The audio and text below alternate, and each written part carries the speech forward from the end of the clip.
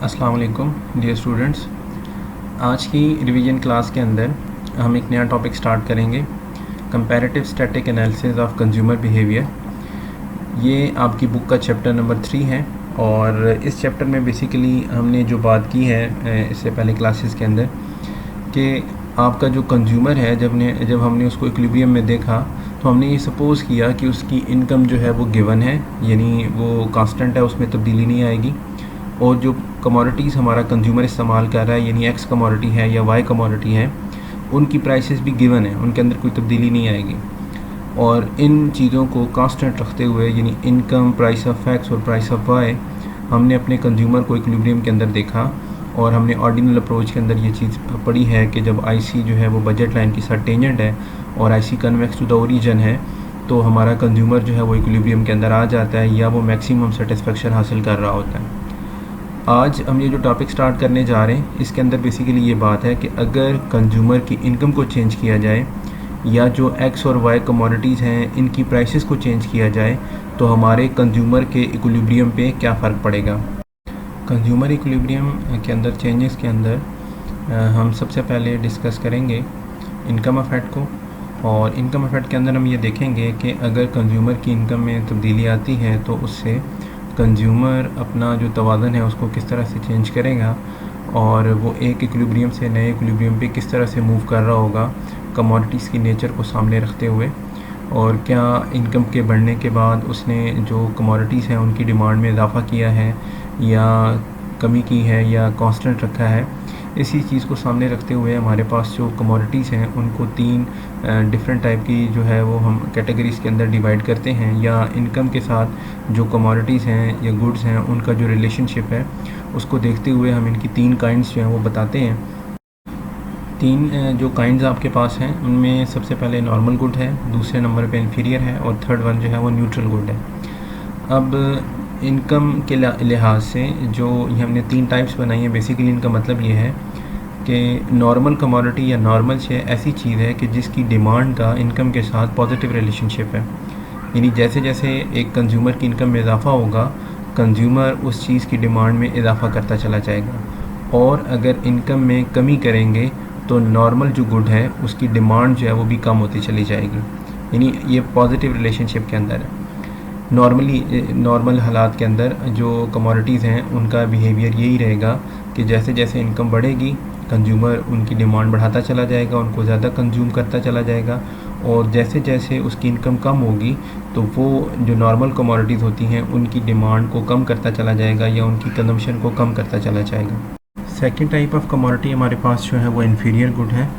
Inferior good से मुराद घटिया शय, यानी ऐसी कमोडिटी जिसका इनकम के साथ नेगेटिव रिलेशनशिप होगा। नेगेटिव रिलेशनशिप से मुराद यहाँ पे ये है कि जैसे जैसे आपकी कंज्यूमर इनकम जो है वो इंक्रीज़ करेगी तो कंज्यूमर इस चीज़ की डिमांड जो है वो कम करता चला जाएगा, और अगर उसकी इनकम में कमी करते हैं तो कंज्यूमर इस चीज़ की डिमांड में इजाफा करता चला जाता है। रियल लाइफ के अंदर बहुत सारी ऐसी चीज़ें हैं कि जो इन्फीरियर होती हैं विद रिस्पेक्ट टू इनकम या घटिया होती हैं। मिसाल के तौर पे जैसे आलू जो है, हम मिसाल लेते हैं कि एक शख्स का इनकम लेवल जो है वो बहुत लो है, सपोज वो कोई 10 to 20,000 जो है वो पर मंथ कमा रहा है, तो उसके लिए आलू जो है वो एक नॉर्मल चीज़ है। वो अपने खाने पीने की चीज़ों में अक्सर औकात जो है इसको इस्तेमाल कर रहा है, डिफरेंट डिशेज़ के अंदर इसको इस्तेमाल कर रहा है। लेकिन जैसे जैसे उसका इनकम लेवल इंक्रीज़ करता है, सपोज वो 20,000 से जंप लगा के 40 से ऊपर जा रहा है, 1 लाख रुपए इनकम उसकी हो जाती है, तो शायद अब उसे आलू जो है वो एक घटिया चीज़ लगेगी जब वो कंपेयर करेगा अपने इनकम के साथ इसको, और शायद वो गोश्त या किसी महंगी चीज़ का इस्तेमाल जो है वो बढ़ा देगा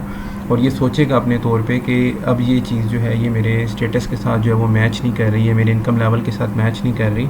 तो आलू जो है उसकी नज़र में इन्फीरियर हो चुका है। तो अब ये बात याद आपने रखनी है कि कोई भी कमोडिटी इकनॉमिक्स में क्वालिटी के लिहाज से, टेस्ट के लिहाज से इन्फीरियर नहीं होगी। जब भी कंज्यूमर किसी कमोडिटी को इन्फीरियर कहेगा या घटिया कहेगा तो वो सिर्फ़ और सिर्फ इनकम के रिस्पेक्ट से हम बात कर रहे होंगे, यानी जहाँ पर भी हम पढ़ेंगे कि ये चीज़ जो है वो इन्फीरियर है या घटिया शय है या कमतर शय है, तो वहाँ मुराद यही होगी कि इनकम के साथ इसका रिलेशनशिप जो है वो नेगेटिव है। जो नॉर्मल कमोडिटी है हमने पहले बात की कि इसमें पॉजिटिव रिलेशनशिप है, इनकम बढ़ती है तो डिमांड में इजाफा होता है, लेकिन इन्फीरियर के अंदर अपोजिट चल रहे होते हैं हम, जब इनकम इंक्रीज़ कर रही होती है और जो हमारा कंज्यूमर है वो उसकी डिमांड में कमी करता चला जाता है। थर्ड वन और लास्ट जो हमारे पास है वो न्यूट्रल कमोडिटी यानी न्यूट्रल गुड है। न्यूट्रल गुड से मुराद ऐसी गुड है कि जिसकी जो डिमांड है वो इनकम की चेंज के साथ अफेक्ट नहीं हो रही होती, यानी अगर आप इनकम में इजाफा कर रहे हैं तब भी, इनकम में कमी कर रहे हैं तब भी कंज्यूमर उस चीज़ की डिमांड को कांस्टेंट रखता है। तो रियल लाइफ के अंदर बहुत सारी ऐसी चीज़ें हैं कि जो न्यूट्रल होती हैं इनकम के साथ, और कंज्यूमर इनकम के चेंज होने के बावजूद उनको चेंज नहीं करना चाहता। अब हम इनकम इफेक्ट को थ्योरेटिकली और डायग्रामेटिकली पढ़ते हैं। तो सबसे पहली जो चीज़ हमने ज़हन में याद रखनी है वो ये है कि जब हम इनकम इफेक्ट पढ़ रहे होंगे तो हमने ये चीज़ ध्यान में रखनी है कि कंज्यूमर की जस्ट इनकम को आपने चेंज करना है और जो कमोडिटीज़ हैं उनकी प्राइसेस जो हैं वो कांस्टेंट रहेंगी। यानी जो कंज्यूमर है उसकी इनकम में आप इजाफा कर सकते हैं या उसमें आप कमी कर सकते हैं, लेकिन जो अशिया हैं यानी एक्स और वाई, उनकी कीमतों में price of X price of Y में कोई तब्दीली नहीं आएगी। अब जो एक डायग्राम हमारे पास यहाँ पे बनी हुई है बुक के ऊपर, फिगर 1,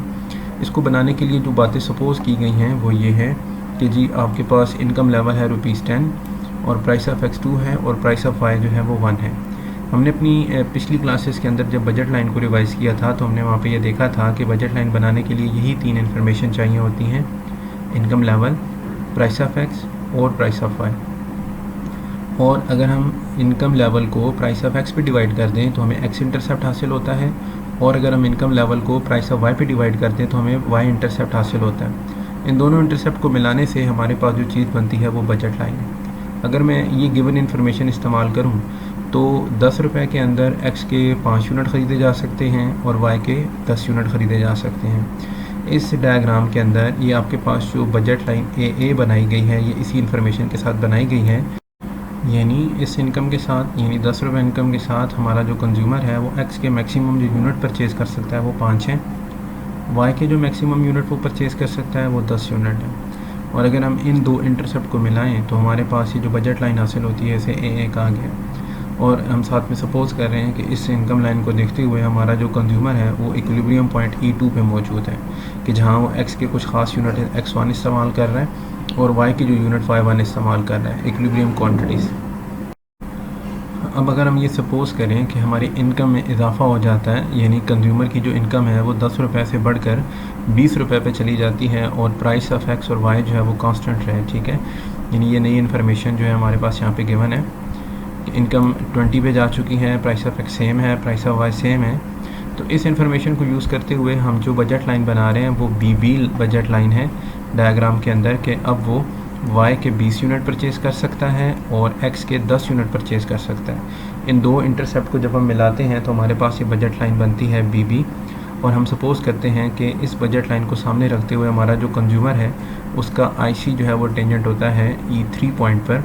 और जहाँ पर वो जो एक्स है उसके X3 अमाउंट यूज़ कर रहा है, इक्विलिब्रियम क्वांटिटी, और जो वाई है उसकी Y3 कमोडिटी वो यूज़ कर रहा है। तो अब अगर हम कंपेयर करें इस E2 को E3 के साथ, तो हमें ये नज़र आ रहा है कि जैसे ही इनकम लेवल में इजाफा हुआ, यानी इनकम 10 रुपये से बढ़कर 20 रुपये पे गई, तो हमारे कंज्यूमर ने एक्स की जो डिमांड है उसमें भी इजाफा कर दिया, उसकी कंजम्पशन भी बढ़ाई है, और दूसरी साइड पे वाई जो है उसकी डिमांड या उसकी कंजम्पशन में भी इजाफा किया है। इसका मतलब ये हुआ कि यहाँ पर एक्स और वाई दोनों कमोडिटीज़ जो हैं वो नॉर्मल कमोडिटीज़ के तौर पे आ रही हैं, कि जिनका पॉजिटिव रिलेशनशिप है कि इनकम बढ़ी है तो दोनों की डिमांड में इजाफा होता हुआ नज़र आ रहा है। अब हम एक तीसरी सिचुएशन फ़र्ज़ करते हैं कि इनकम लेवल जो है वो कम कर दें as compare to AA budget line, और हमने इनकम को 5 रुपये कर दिया, प्राइस ऑफ एक्स जो है वो सेम है 2 रुपये, और प्राइस ऑफ वाई भी 1 रुपया सेम है। अब इस इन्फॉर्मेशन को इस्तेमाल करते हुए जो बजट लाइन बन रही है उसको हमने नाम दिया है CC,